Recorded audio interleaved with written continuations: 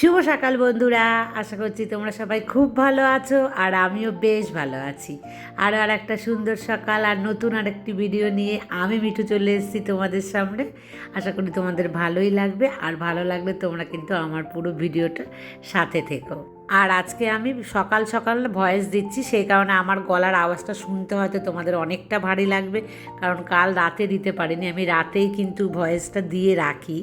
তো যাই হোক, ভালো লাগলে অবশ্যই লাইক করো আর কমেন্টস করে অবশ্যই জানিও কেমন লাগছে আমার ব্লগ।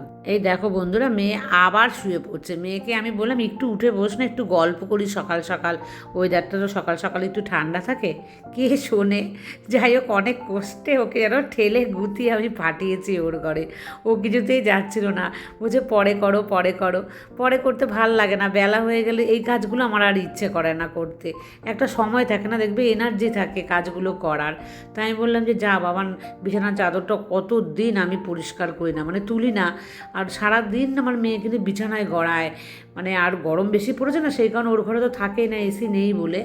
তো যাই হোক, বলেছে আমাকে তোমার মানে কাজটা হয়ে গেলেই কিন্তু আমি আবার পালিয়ে আসবো তোমার এই ঘরে। আমি বললাম আচ্ছা ঠিক আছে, যা তুই একটু পরিষ্কার করে নি ঘরটাকে, তারপরে আবার এসে ঘরের মধ্যে ঘুমাস।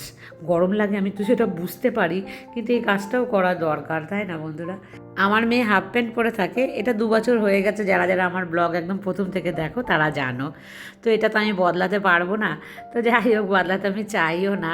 আর যারা আমার মতন তারা আমাকে বোঝে বা আমার মেয়ের ব্যাপারটাও বোঝে, কারণ তাদেরও ছেলে মেয়েরা আছে।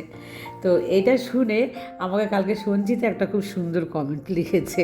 ও লিখেছে যে বুনু হাফ প্যান্ট না, এবার অন্য কিছু পরবে, ওই শয়তান মহিলার বুকে গিয়ে নাচ করবে। শয়তান বুড়ি কোথাকার, বলো তুমি ভিডিওতে আমি যেটা বলেছি এটা কিন্তু তুমি বলবে। বুঝতে পারলে? আমি তো মানে বলতে গিয়ে এতটাই হেসে ফেললাম, তার জন্য হয়তো তোমরা পরিষ্কার করে বুঝতে পারোনি। যদি না বুঝতে পারো তো আগের দিনে যে ব্লগ সেখানে গিয়ে কমেন্ট দেখো, সঞ্চিতা মুখার্জি বলে যে লেখা আছে, ও কিন্তু লিখেছে আমাকে এটা, আমি কিন্তু বানিয়ে একদমই বলছি না। সঞ্জিতা আমাকে ভীষণ ভালোবাসে আর আমিও সঞ্জিতাকে খুব ভালোবাসি। ও আমাকে কিন্তু সোনামা বলে ডাকে।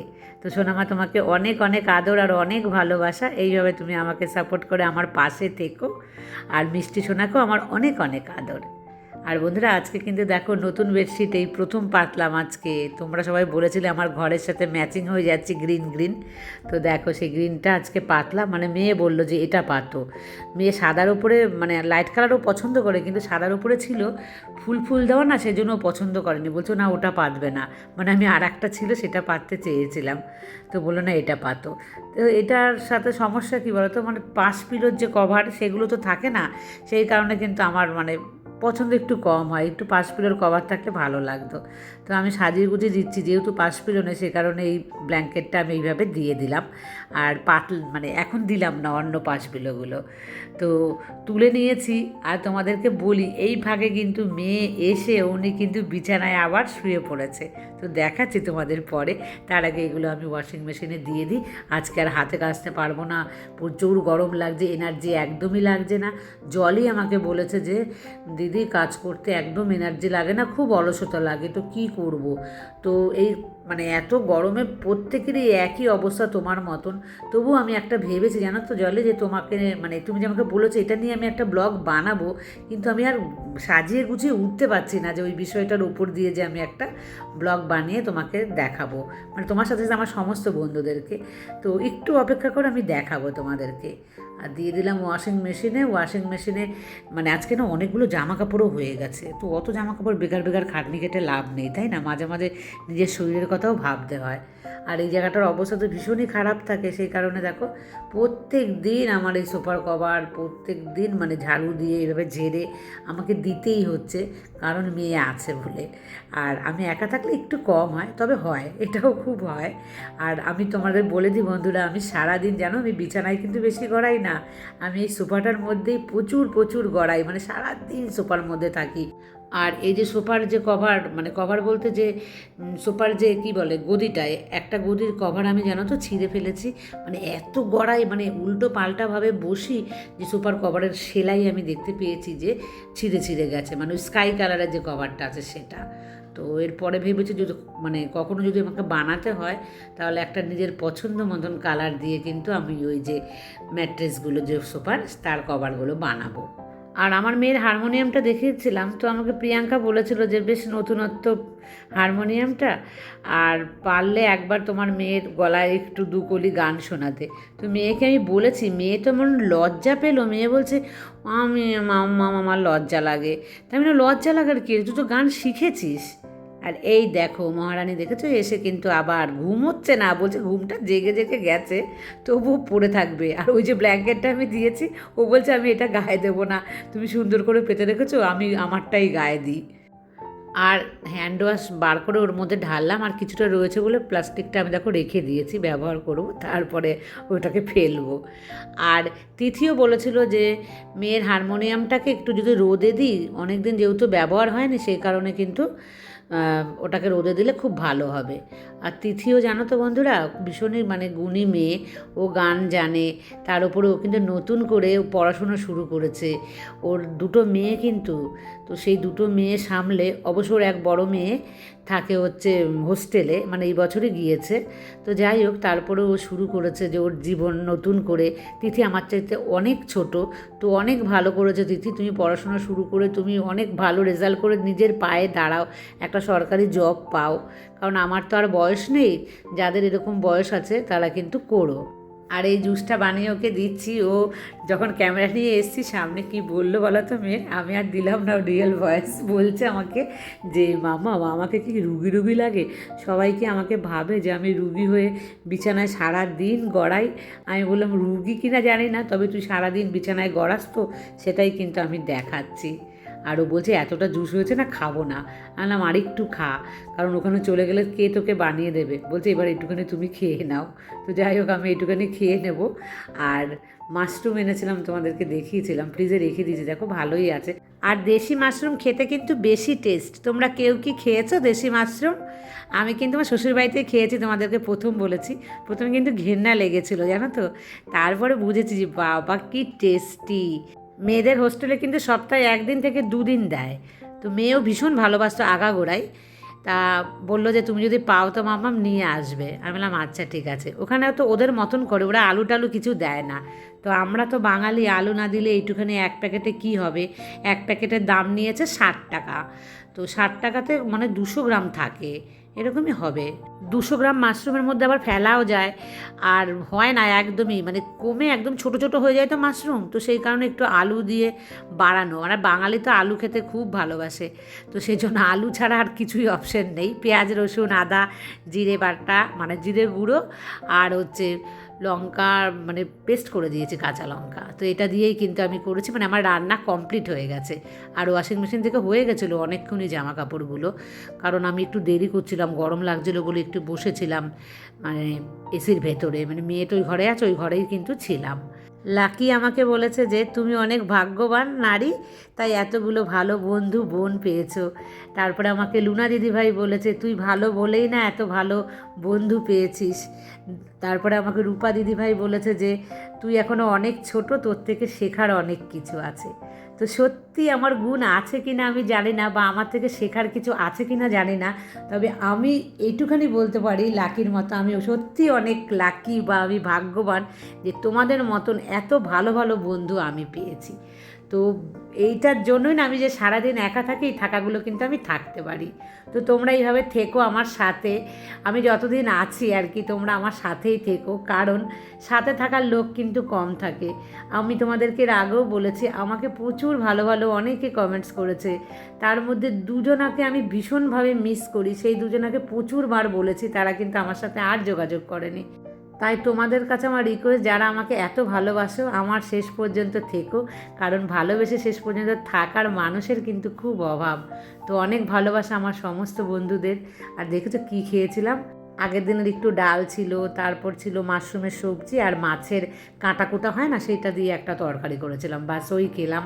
আর এখন এসে কিন্তু আমি সন্ধেবেলা, তো দেখো মেয়ে বলছে কেক গরম করে দাও, কেক গরম করে তোমরা কারা কারা খাও, খুব টেস্ট কিন্তু বেড়ে যায় কেক যদি গরম করে তোমরা খাও। তো আমাদের কিন্তু ভীষণ ভাল লাগে। আর দোকানে গেলেও যদি কখনো দাঁড়িয়ে দাঁড়িয়ে ওখানে আমরা কেক খাই না, তখন কিন্তু বলি যে একটু গরম করে দিতে, জাস্ট অল্প একটু, দেখো 30 সেকেন্ড দেবো, বেশি আবার গলে যাবে না, বেশি গলে গেলে কিন্তু আবার ভালো লাগে না। তো আমার মেয়ে তো বাড়িতে আসলে বলবে যে আমাকে গরম করে দাও। তো আমি গরম করে দিচ্ছি মেয়ের জন্য কেক। তবে আমি কেক কিন্তু একদমই খাই না।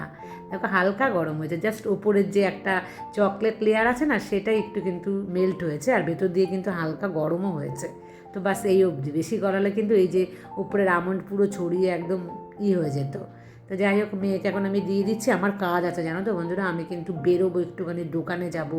তো এই দেখো মেয়ে তো এরকম অবস্থায় থাকে।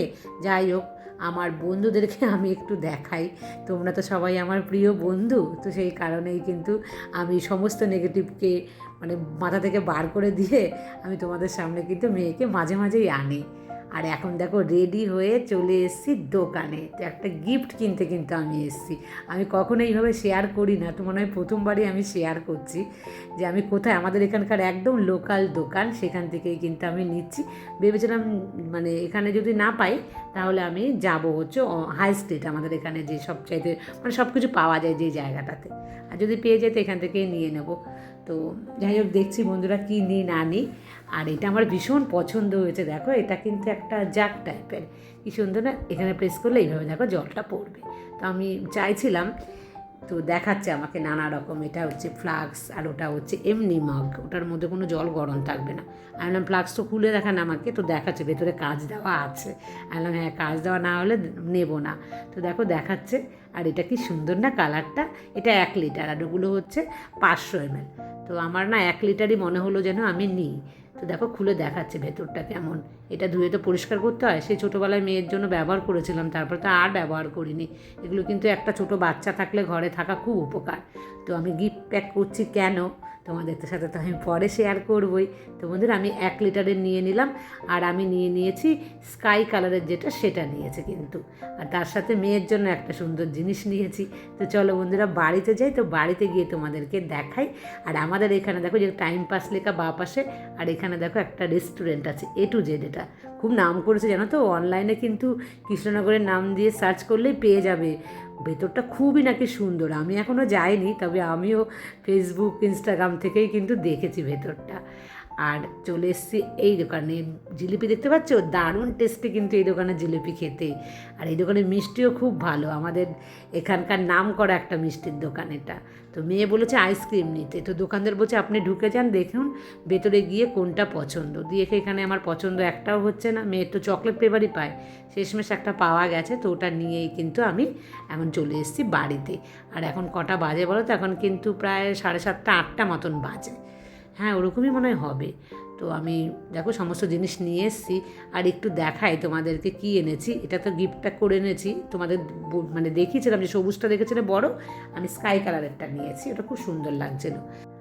আর এখানে দেখো একটা নিয়েছি আমি মাইক্রোওভেন প্রুফ কাপ, আমাদের একদম নেই জানো তো। মেয়ে আমাকে বলেছে মাম্মা আমাদের নেই কেন গো, একটুখানি কিছু গরম করে খাবো বলে, তো একটা নিয়ে নিলাম। আসলে আমি মাইক্রোওভেন কিন্তু একদমই ব্যবহার করি না, তোমরা দেখোই আমাকে, আমি মাইক্রোওভেন নিতেও চাইনি, আমার হাজব্যান্ডই নিয়েছিল, তো সেই কারণেই কিন্তু নেওয়া। আসলে কি বলো তো, আমি ছোটোবেলা থেকে তো সেভাবেই বড় হয়েছি, আর বড় হওয়ার চাইতেও বড় কথা কি হয়ে গেছে যে আমি না ভাবি যে ওটার মধ্যে রান্না করে খেলে হেলথ একটু হলেও খারাপ থাকবে, বা এই ধরনের মেন্টালিটি আমার, আমি জানি না এটা ঠিক কি না। আর টাটকা তাজা খেতে পছন্দ করি, জাস্ট একটু ভাত গরম করা, ওটাই হয়তো আমি করি, তার বেশি কিন্তু আমি কিচ্ছু করি না। মাইক্রোওভেনে কত অপশান আছে, সেগুলো আমি কিচ্ছু ব্যবহার করি না, হয়তো আমার মানসিকতার জন্যই আমি সেটা করি না। তবে খারাপ তা একেবারেই বলবো না আমি। তো যাই হোক, আমি সাধারণভাবে একদম কিরম ঘরোয়া পাতি থাকি না, মেয়ে কিন্তু মাঝে মাঝে আমাকে বলে মাম্মাম তুমি একটুখানি আপডেট হতে পারো। তো বন্ধুরা আমি তো এইরকমই থাকি, আমি বলি আমি এইরকমই থাকবো, আমি জানি না হব কি না, তবে তুই চাকরি বাকরি কর তখন আপডেট হব। এই কথাটা কিন্তু আমি মেয়েকে খুব বলি। তবে আমি কি হতে পারবো, কারণ আমি যেরকমভাবে ছোটো থেকে বড় হয়েছি বা এখন যে বুড়ো হচ্ছি, এইভাবেই হয়তো আমি থেকে যাব। তো আমার বন্ধুরা আমাকে এইভাবেই তোমরা পছন্দ করো, তাই তো বন্ধুরা। তো আমিও তোমাদের সাথে এইভাবেই সারা জীবন থাকতে চাই, কোনো বদলাতে চাই না লাইফস্টাইল। আমার তো মনে হয় ভালোই আছি, যা আছি, যেভাবে আছি। এত লোকের ভালোবাসা তোমাদেরকে পেয়ে আমি সত্যিই ধন্য। আর দুপুরে যা যা খাবার ছিল সেগুলোই খেয়ে নিয়েছি, আর দেখালাম না। আর এই দেখো এত বড় মেয়ে কি করছে দেখেছো, ল্যাপটপ নিয়ে বসে সে কিন্তু দাবা খেলা শিখছে। সে বলছে এইবার ছুটিতে আমি এটা শিখেই যাব। ওর নাকি ভীষণ ভাল লাগে, ইন্টারেস্ট, কলেজে সবাই নাকি পারে, ও নাকি পারে না। তো সেই জন্য কিন্তু মন দিয়ে করছে। আর এই বেডশিটটা কেমন লাগছে বন্ধুরা, আমি তোমাদের সাথে খুব ভালোভাবে শেয়ারই করতে পারিনি, কারণ বেডশিট পাতার সাথে সাথেই কিন্তু মেয়ে শুয়ে পড়েছিল এর মধ্যে। যাই হোক, এখন আমি তোমাদের সবার কমেন্টসের রিপ্লাই দেবো, তারপরে কিন্তু আমি ঘুমোবো। এডিটিং অল্প একটু করবো, বেশি আজকে আর করবে না। তো আজকের মতন এই পর্যন্তই রাখছি, দেখা হবে নেক্সট ব্লগে। টাটা।